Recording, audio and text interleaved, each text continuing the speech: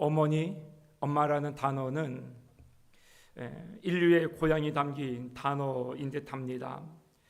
어머니 순환사란 책을 쓴 전북대 강중만 교수님이 이런 표현을 썼다고 그래요. 어머니를 생각하는 것만으로도 괜히 눈물이 나오려고 하는 건 전형적인 한국 촌놈들이 많다. 나도 그런 촌놈 중에 하나다. 그 노래를 같이 부르면서 이런 촌놈인 분들이 몇 분 더 계시다라는 것을 앞자리에서 좀 볼 수 있었어요. 어머니를 생각을 하면 늘 가슴 멍클하죠. 우리에게 고향의 한 자락과 같고 더 나가서 그냥 내 인생의 전부인 듯한 그런 귀한 사랑의 흔적이 어머니라는 그 뉘앙스에 다 담겨 있다고 볼 수 있습니다. 우리는 정말로 말만 들어도 가슴이 뭉클해지는 그런 자녀들입니다. 세계 어느 나라 어느 민족보다도 우리들에게 더 엄마라는 소리가 눈시울 뜨겁게 해주는 정서를 갖고 있지 않은가. 방송인 이상용 씨가 향년 81세로 엊그저께 돌아가셨다 그 뉴스 보도가 났어요. 우리가 잘 알고 있지 않습니까?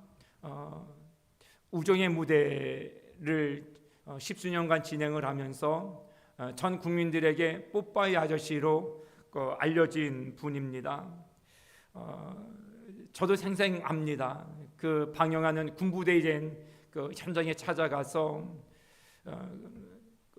가면 늘 가슴 뭉클하잖아요.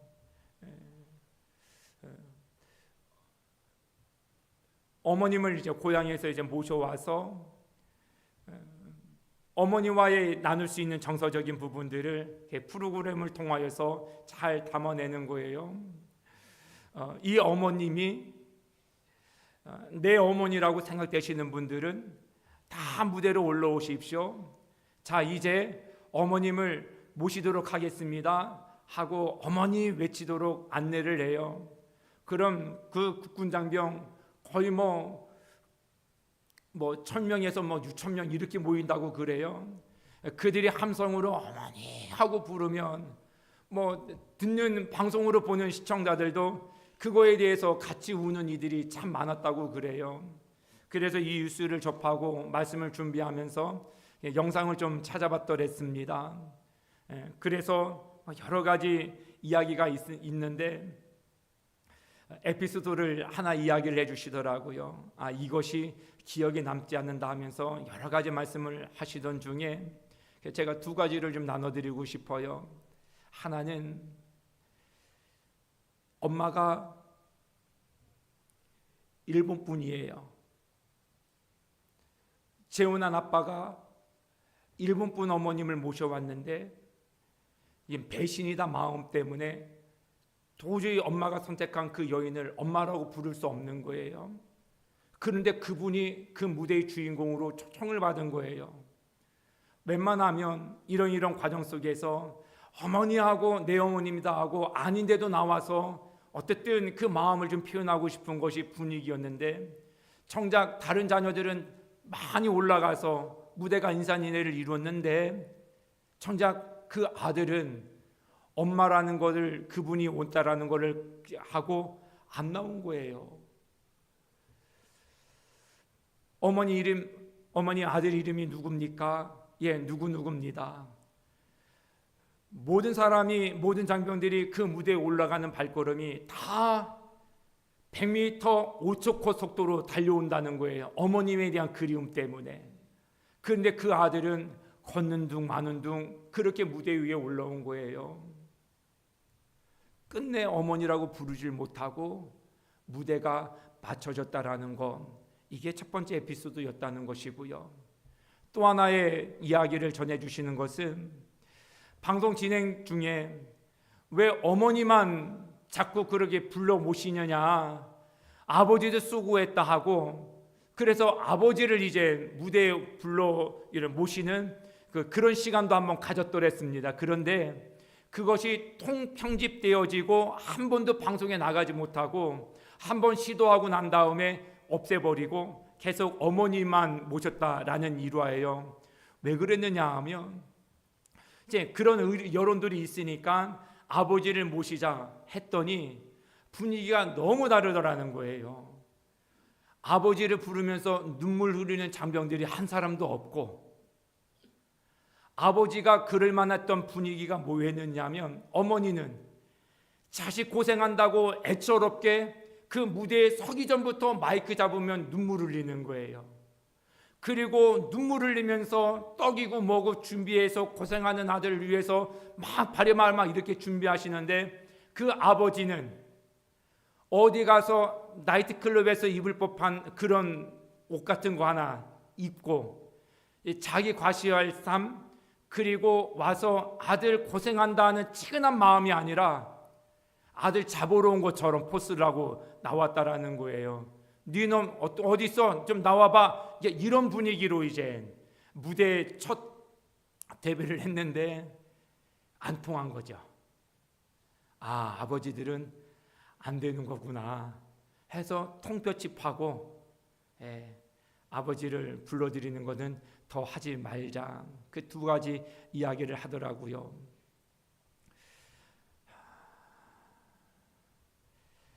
인정해 드릴 수밖에 없을 것 같아요.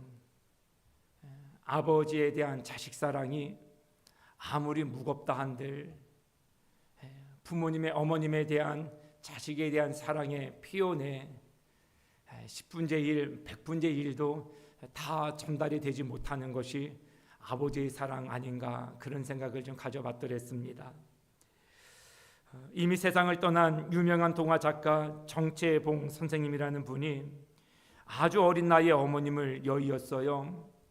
그리고 한평생 어머니에 대한 그리움을 갖고 살아가면서 어머니에 대한 글을 많이 썼는데, 그 중에 엄마가 휴가를 나온다면 이라는 시가 있습니다.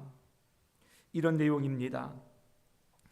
하늘나라에 가 계시는 엄마가 하루 휴가를 얻어 오신다면, 아니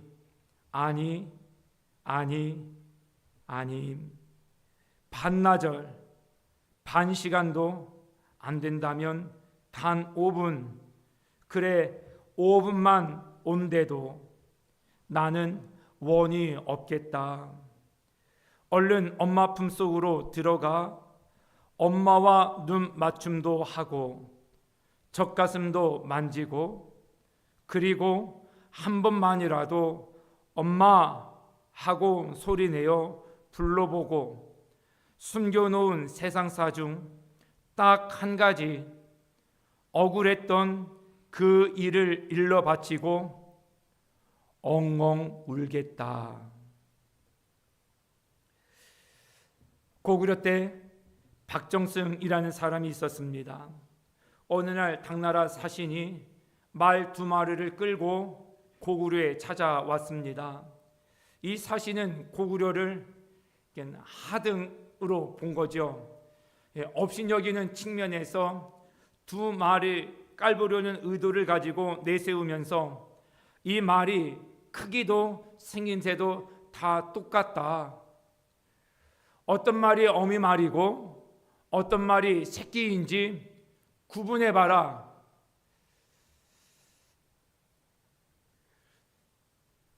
문제를 낸 겁니다. 조정이 매일 모여서 회의를 했는데 묘안을 찾지 못했다는 것이죠.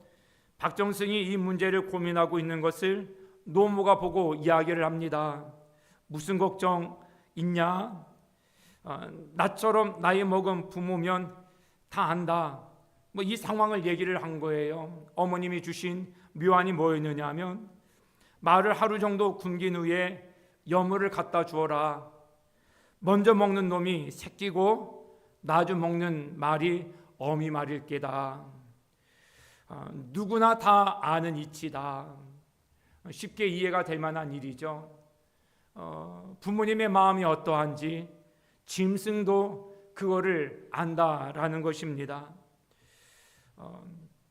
김상호라고 하는 공군 중령이 오래전에 간증한 글이 있어요.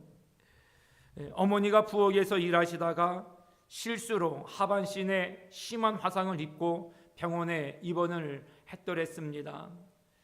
꼼짝달싹 하지 못하고 누워 계신 후 조금만 움직여도 상처가 침대에 대여서 너무 고통스러워 하시는 것이죠. 우리들도 잘 알고 있는 일입니다만 화상 치료가 모든 진료 중에서 제일 고통스러운 것이라고 이야기를 합니다. 피부가 벗겨져서 말초신경이 전부 드러나기 때문에 인간으로서는 겪을 수 없는 그 이상의 아픔이 화상으로 인한 고통이라고 합니다. 괴로워하는 어머님께 이제 묻습니다. 엄마 많이 아프시죠? 얼마나 아프세요? 어머님이 이야기합니다. 1000번 죽고 1000번 사는 것 같다. 그렇게 아픔을 표현하셨습니다. 그러던 중 하루 어머니가 아들의 손을 붙잡고 이렇게 말씀을 하시더라는 겁니다. 아들, 나는 너희를 위하여 기도하고 있다. 너희들은 결코 이런 아픔 당하지 않도록 이 아픔을 모두 내게 주십사고 너희들의 고통을 다 내가 걸머지고 갔으면 좋겠다. 너희들에게는 이런 고통이 없도록 말이다.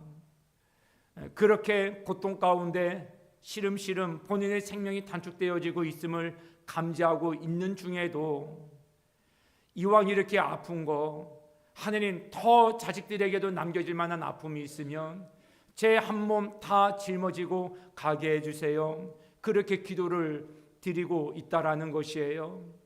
얼마 지나지 않아서 어머님이 돌아가시고 이 중령된 아들이 늘상 그 어머님의 기도가 늘 뇌리에 살아나는 것이죠.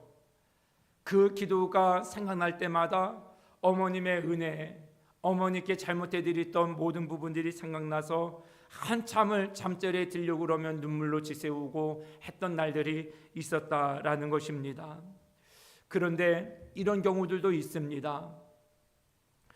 충북 음성 진평 사이에 도안역이라고 하는 곳이 있다고 그래요. 그곳에 삼형제 무덤이라는 곳이 있는데 그 유래 글이 이래요. 6.25 동란 때 피난길에 급하게 폭탄이 이제 총구가 날려들고 하는 때이니까 무슨 정신으로 뭐 이것저것 챙기겠어요. 막 급하게 중요한 것들만 챙겨서 피난길에 오르는데 삼형제가 노모인 몸이 불편한 어머님을 버리고 갔다라는 거예요. 나도 데리고 가라. 그 음성이 분명히 들렸는데 나도 데리고 가라. 저버리고 그냥 자기들 살겠다고 간 거예요. 이유는 그거예요. 엄마 모시고 가면 우리 다 죽는다는 거예요. 엄마 살겠다고 우리 자식들 다 죽이겠느냐고. 그냥 뭐 표현이 그런 거 아니겠어요? 죽을 사람은 죽고 살 사람은 살자. 참 못된 자식들이에요. 오래지 못해서 그렇게 도망가던 중에 포화 속에서 폭탄 한 발 떨어져서 삼형제가 그 자리에서 죽었다라는 이야기예요. 그 유래를 담고 있습니다. 사랑하는 우리 성도 여러분, 그리고 우리 자녀된 성도 여러분, 우리가 자녀들에 대한 도리를 어떻게 감당해야 될까? 지극히 일상적인 부분에서 내 유익을 구하고 부모님의 희생을 여전히 전제 조건으로 내가 누리는 모든 것들을 당연히 여긴다. 그건 아직도 철들지 못한 거예요. 여전히 못된 자녀예요. 우리 그렇게 안 살았으면 좋겠어요.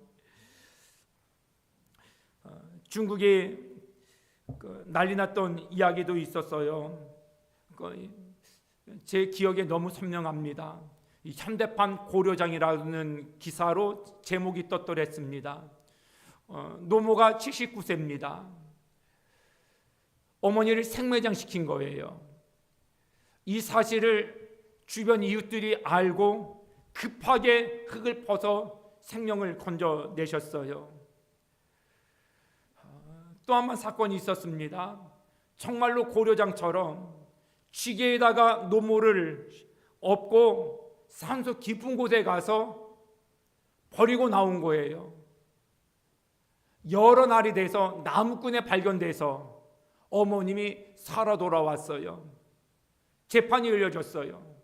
두 어머님 다 눈물을 흘리면서 철부 우리 자식들 모르고 한 일이고 내가 잘못 가르쳐서 한 일이니까 눈물로 재판부에 호소하기를 살려주세요. 엄하게 벌을 내리지 마시고 가정으로 돌려보내주세요.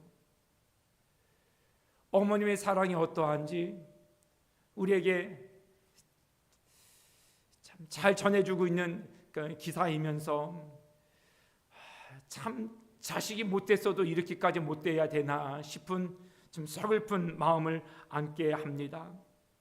2003년도 기사예요. 서울고법민사 15부에서 특별한 판결을 내린 적이 있었습니다. 부모님을 모시는 조건으로 6,000평을 상속을 해줬어요. 그런데 자식이 그 도리를 하지 않는 거예요. 80대 아버지가 자기 아내 어머니를 자식들이 어떻게 하는 것을 보고 너무 괘씸해서 법원에 소를 제기했어요. 자식 도를 못하고 그 조건으로 상속을 줬는데 그렇게 못하고 있으니 이거를 다시 돌려받을 수 있도록 반환할 수 있도록 소를 걸었는데 재판부에서 상식을 넘어서서 이거를 아버지 손을 들어주었다라는 이야기입니다. 부모 봉양 약속을 어겼으니 재산 증여 계약 역시 무효라는 것입니다. 세상이 이렇게 되어버렸고요. 이것이 2003년도 일이니까 지금 20여 년이 더 지난 세월 얼마나 더 아픈 이야기들이 우리 주변에 있을까 생각해 보면 참 죄송한 마음 금할 수가 없습니다. 부모 공경은 인간 도리입니다. 정말로 도외시하면 안 될 일입니다. 우리 자녀들 함께 예배를 드리고 있습니다만 절대 부모님 앞에 무례하게 하지 않았으면 좋겠어요. 제가 종종 교회에서 이렇게 예배를 드리고 그리고 또 예배 전후 그 상황 속에서 부모님에게 막 인상 쓰고 막 무례하게 대하고 하는 자녀들 제가 가끔 봐요. 좀 가끔이라도 전 안 봤으면 좋겠어요. 교회는 그거 훈련하는 곳이거든요. 하나님 말씀대로 살라는 거 가르치는 곳이고요. 뭐 이 정도 컸는데 응석받을 식으로 하는 것도 옳지 않습니다. 깍듯이 부모님에 대한 예의를 갖추세요. 많은 사람들 앞에서 부모님한테 그렇게 하면 부모님 어떻게 낯을 들어요? 그러지 마십시오. 인상 쓰지도 말고 짜증내지도 말고 여러분들 감정 표출을 함부로 해도 되는 대상으로 부모님을 주신 게 아니에요. 그냥 철부지 어렸을 때는 그렇다 하더라도 이젠 청소년이고 청년이고 그러면 분간할 줄 알아야 되지요. 부모님의 영을 살려드리고 부모님의 꼴의 형상에 그분의 모든 존엄함이 내 무례함으로 작아지지 아니하도록 삼가 잘 살펴서 부모님의 마음을 편케 해드리는 지혜로운 우리 자녀들 다 될 수 있기를 바랍니다. 성경은 우리에게 부모를 공경하라고 하는 인간적인 도리 이상 한 걸음 더 나아가서 주시는 말씀이 있어요. 부모님을 즐겁게 하고 어머님을 기쁘게 해드리라는 것입니다. 공경 정도가 아니라 부모님으로 하여금 웃음 짓고 사실 수 있도록 잘 모셔드리라는 것입니다. 우리 유근성 권사님 아시죠? 유근성 권사님 이제 백수를 바라보고 계셔요. 얼마 전에 신방 가서 찾아뵙고 여쭸어요. 권사님 이 정도 연배 되셔도 어머님이 생각나셔요? 눈시울을 붉히시더라고요. 몇 가지 생각나는 게 있어요, 목사님. 어머님이 생각 안 날 수가 없지요. 나 천국 가면 제일 먼저 보고 싶은 분이 엄마예요. 그러시더라고요. 90 후반 되신 어르신이 일찍이 오랜 세월인데도 불구하고 잊지 못하는 가정의 내 마음의 고향과 같은 분 어머님이라는 것이에요. 그 어머님을 즐겁게 해드리지 못한 게 늘 마음 한자락에 남아 계시지 않겠는가? 어떻게 하면 어머님을, 부모님을 기쁘시게 해드릴 수 있을까?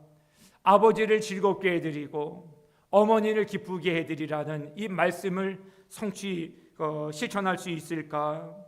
오늘 말씀 가운데 내 아들아, 만일 내 마음이 지혜로우면 나 곧 내 마음이 즐겁겠고, 부모님의 마음이에요. 지혜롭게 사는 자녀의 모습을 바라보면 부모님이 즐거워하시겠다라는 거예요. 반대로 말씀을 드리면 자녀들이 미련스럽게 살아가면 부모님의 근심이 되어진다는 것이에요. 지혜는 하나님을 경유하는 데서부터 시작되어짐을 성경이 말씀해 주고 있어요. 여러분들 예배도 잘 들으시고 주야로 하나님의 말씀을 매일 읽으시고 열심히 기도하시고 찬양하십시오. 하나님을 경외함을 통하여서 지혜를 얻으시고 그 지혜로움으로 삶을 펼쳐나가게 되어지면 부모님의 마음이 근심되지 않는다는 것이에요. 제일 근심되어지고 어리석은 것이 제멋대로 사는 인생이에요. 부모님들이 제일 근심하시면서 속상해서 하시는 말씀이 뭐예요? 진짜 제멋대로 살아. 그런 자녀들을 부모님이 바라보면 마음이 아파하신다는 거예요. 말씀대로 사는 거예요. 가르침대로 사는 거예요. 부모님의 말씀을 사사로 여기지 마십시오. 이렇게 하라 하면 예, 저렇게 하라 하면 예, 이성적으로 논리적으로 합당하지 않아도 예 하는 법을 배우셔야 됩니다. 그게 지혜로운 처신이에요. 지혜롭게 사십시오. 그것이 부모님 마음을 즐겁게 드리는 것입니다. 이어서 말씀합니다. 만일 내 입술이 정직을 말하면 내 속이 유쾌하리라. 부모님의 삶의 유쾌한 날, 이 유쾌하다는 날이 신약 성경에 사도행전 초반에 나와요. 하나님께서 역사해 주시고 하나님을 믿는 이들에게 하나님의 선한 증거가 선명하게 드러나면서 그것을 경험했던 초대교회 성도들의 마음이 유쾌한 날의 연속적이었다라는 것을 설명해 주고 있어요. 예수님을 잘 믿으면 우리의 믿는 자들의 마음이 유쾌해지게 되어지는 것이 성경이 주는 답입니다. 저는 우리 모든 성도님들의 삶이 이런 삶이 되기를 바라요. 예수님 잘 믿어서 하루하루 한숨 지으며 살고 싸우지 못해서 안달나지 못해서 사지지 마시고 오늘도 하나님 내게 새로운 날을 주셨다. 할렐루야. 오늘도 하나님 내 인생에 기쁨의 날을 주셨다. 할렐루야. 그렇게 살아가시기를 바랍니다. 부모님의 마음에도 이 마음을 얹어드릴 수 있기를 바랍니다. 그러기 위해서 정직해야 한다라는 거예요. 지난 시간에 제가 말씀을 드렸었지요. 어머님이 말씀을 하셔요. 얘야, 결혼해서 혹 내 아내에게 거짓말을 하게 되면 그 거짓말이 참말이 되도록 살아라. 거짓은, 정직하지 못한 삶은 모든 신뢰와 관계를 끊고 깨뜨려 버리는 굉장히 무서운 거예요. 우리가 정직하게 살면 관계의 유쾌함이 회복되어진다는 것입니다. 저 사람은 진실해. 어떤 데 놔도 걱정이 안 돼요. 저 사람은 목에 칼이 들어와도 정직을 버리지 않는 자식이야. 부모님이 안도의 한숨을 쉬시죠. 저 어디 가면 말끝마다 거짓말하는데 저거 사람들이 하겠나. 저렇게 밥 먹듯이 거짓말해서 비즈니스는 잘 하겠나. 동료들에게 인정을 받겠나. 어디 가서 신임은 받겠나. 부모님의 유쾌한 날들이 사그러들 수밖에 없게 되는 것이죠. 정직을 얘기하고 진실을 말할 줄 아는 자녀. 부모님이 그 자녀는 어느 상황 속에서 살든지 나는 내 자식을 믿습니다. 나는 제 자식을 믿습니다. 그 마음에 근심할 일이 없게 되어진다는 것입니다. 부모님의 마음을 기쁘시게 해드리려면 자녀된 여러분, 소소한 것이라도 거짓을 버리십시오. 거짓된 자식 근심하지 않는 부모님이 없다라는 것을 기억하시고 습관적으로라도 절대로 거짓을 뱉지 않는 종들이 될 수 있기를 바랍니다. 또 하나, 내 마음으로 죄인의 형통을 부러워하지 말며 항상 여호와를 경외하라. 악을 살면서 법을 어기면서 잘 먹고 잘 사는 이들을 부러워하지 말라는 것이에요. 그것을 흉내내려고도 하지 말라는 것이에요. 우리 청년들이 있지요. 여러분들 화려한 것에 눈멀면 안 됩니다. 그냥 돈 하면서 돈을 목적으로 해서 과 선택하고 진로 선택하고 나중에 배우자 선택할 때 돈이 기준이 되면 안 됩니다. 반드시 불행해집니다. 제가 악담하는 게 아니에요. 하나님 말씀이에요. 돈 쫓지 마십시오. 허영 쫓지 마십시오.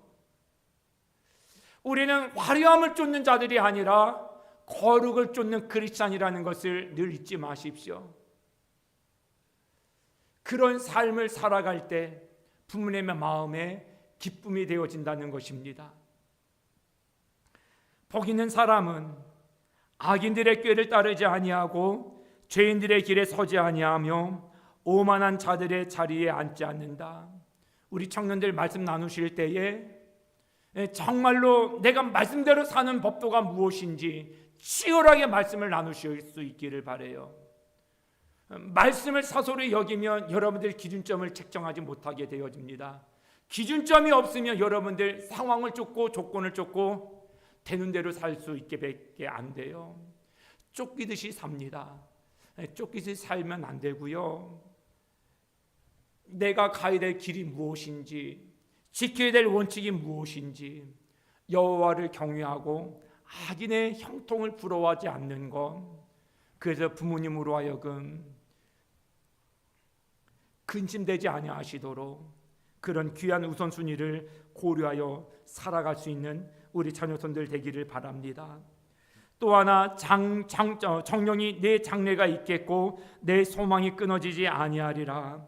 장래가 있는 삶, 소망이 있는 삶, 부모님이 기뻐하시는 삶이라는 것입니다. 또 하나, 술을 즐겨하는 자들과 고기를 탐하는 자들과 더불어 사귀지 말라. 하나님 말씀입니다. 세속 친구들 너무 가까이 하지 마십시오. 자신의 신령한 가치관, 내가 그리스도인이라는 선한 양심에 그 깨트림을 줄 수 있는 사람과의 관계를 멀리하라는 것입니다. 내 맑은 소신을 흐트러 버릴 수 있는 관계 멀리하십시오. 그리스도인으로서의 품위를 잃게 하는 친구 멀리하라는 이야기입니다. 자신의 맑은 영성에 흐름을 흐리게 할 수 있는 친구, 그런 모든 관계들을 경계하라는 것입니다. 우리 사랑하는 성도 여러분, 술, 담배가 우리에게 정서적인 의지가 되어지는 것이잖아요. 나 힘든데 술 한잔 합시다. 힘들 때마다 술을 찾으면 하나님 안 찾게 됩니다. 힘들 때마다 담배 입에 물면 하나님 안 찾게 됩니다. 그래서 하지 말라는 것이에요. 그거를 제안하는 친구들도 그래서 거리를 두고 경계를 두셔야 됩니다. 하나님 경외하는 것은요, 예배만 드리는 것으로 경외하는 게 아니라 하나님 나 힘듭니다 하고 하나님께 나가주라는 것도 경외예요. 그래야 하나님이 도와주시죠. 그런데 이거를 경계하라고 주님은 말씀해 주시는 것이죠. 부모님의 마음이요, 늘 세상살이가 어렵다고 해서 늘 술자리 가까이 하고 늘 담배 의지하고, 그래서 저는 심정적으로는 그게 이해가 되어져요. 주변에서 그 편의점에서 제가 종종 말씀을 드리죠. 50대 60대 지극하신 분들이, 예전엔 젊은이들이 그런 데 앉아서 라면 사발면 먹고 뭐 이렇게 이야기 나누고 그랬었거든요. 이 주변의 편의점은 그런 어르신들이 많이 계셔요. 늘 말씀이 좀 짜네요. 이해는 돼요. 심정적으로 얼마나 힘드시면 저렇게라도 힘겨움을 좀 덜어내셔야지. 우리는 크리스찬이잖아요. 그 어려운 마음을 하나님께서 하신다. 우리는 믿는 자들이잖아요. 하나님께 나오셔서 기도하십시오. 술자리 생각날 때마다 텅 빈 성전을 찾으십시오. 하나님께 하소연하십시오. 절대로 술잔 기울이시면서 여러분들의 힘을 달래는 것을 그렇게 시작하지 않으셨으면 좋겠습니다. 부모님이 근심하십니다. 생각해 보십시오. 근심이 있을 때마다 하나님 앞에 나와서 저 엄마 기도하고 들어가는 길입니다. 이 말씀을 듣는 부모님과 아들 또 속상해서 술했어 이 이야기를 듣는 부모님의 마음이 어쩌하시겠는가. 부모님의 기쁨이 되어지고 즐거움이 되시려면 염려케 하지 않을 행동을 하는 것이 중요하지요. 효는, 공경은 어버이날 꽃다 드리는 것, 용돈 드리는 것, 선물해 드리는 것으로 대체할 수 없어요.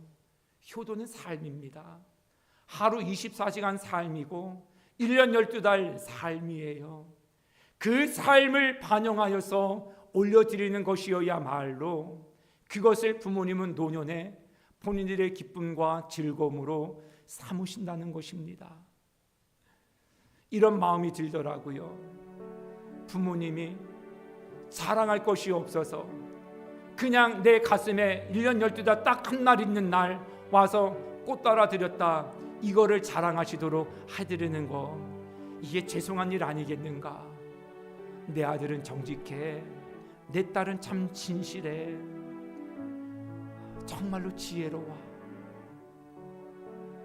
두리뭉실 자랑할 게 없어서, 내세울 게 없어서 그냥 꽃 보내줬는데, 꽃 따라줬는데 물론 그거 작다라고 여기지 않습니다. 그런 12달 1년 365일의 삶에 기반하여서 달아드린 꽃과 그것과 무관하게 달아드린 꽃의 무게가 부모님들이 느끼실 때 어찌 같겠습니까? 1년 12달 너가 내 자식인 게 참 뿌듯하고 고맙다 하는 자식이 달아드리는 꽃과 어쩌다가 생각나면 전화 한번 하고 그런 자녀가 달아드리는 꽃의 무게가 어찌 같겠습니까? 우리 사랑하는 청소년, 우리 청년 여러분들, 효도는 지난주에도 말씀을 드렸던 것처럼 사랑과 믿음이 감정의 발로가 아닌 것처럼 효도 우리 기분 내키는 거에 기준이 될 수 없습니다. 부모님 마음을 헤아려 드리시고 오늘 말씀 잘 기억하셔서 지혜로운 자녀들이 되십시오. 하나님 잘 믿는 자녀들이 되십시오. 부모님의 마음을 근심케 하지 않도록 술, 담배 멀리 하시고 끊으십시오. 분명한 가치관을 가지고 분명한 길의 삶을 걸어가며 살아가십시오. 정직을 버리지 마시고 진실한 삶을 여러분들의 삶의 모판으로 여기십시오. 사람을 귀하게 여길 줄 알고 무엇보다도 부모님을 귀한 분으로 여기십시오. 그분의 말 한마디에 여러분들 얼굴을 그리지 말고 누가 있든지 없든지 짜증내지 말고 부모님의 영광을 위해서, 부모님의 덕스러움을 위해서, 부모님의 긍지로움을 위해서 여러분들의 표정 관리도 하시고 여러분들의 말도 삼가 절제하시고 여러분들의 길도 선별하여 살아가십시오. 그게 부모님에 대한 효요, 우리의 인간의 가장 근본된 도리입니다. 그런 삶을 살아 하나님께 영광이 되어지며 하나님께 주시는, 가정에 부어주시는 귀한 은혜의 복을 마음껏 누리게 되는 자녀손들, 우리 모든 성도님들 되실 수 있기를 주님의 이름으로 축복합니다. 우리 말씀 생각하면서 다시 한번 높고 높은 하늘이라 이 우리 노래 고백하고 마치도록 하겠습니다.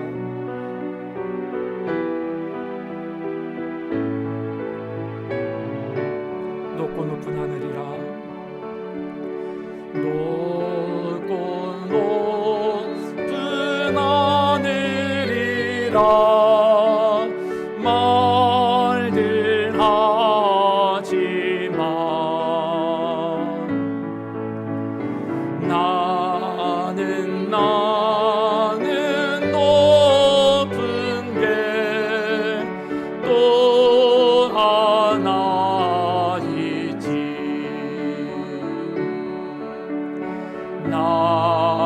나으시고 기르시는 어머님 은혜 푸른 하늘 그보다도 높은 것 같다. 넓고 높은 바다라고 말들 하지만 나는 넓은 또 하나 있지.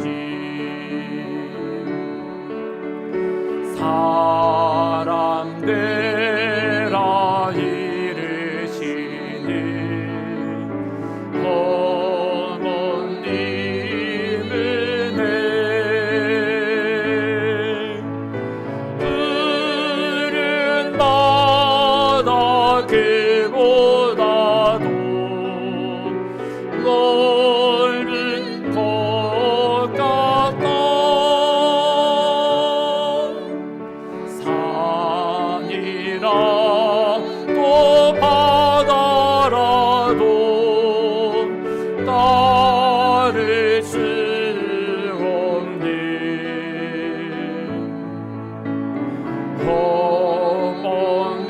어머님의 큰 사랑 거룩한 사랑 날마다 주님 앞에 날마다 감사드립시다.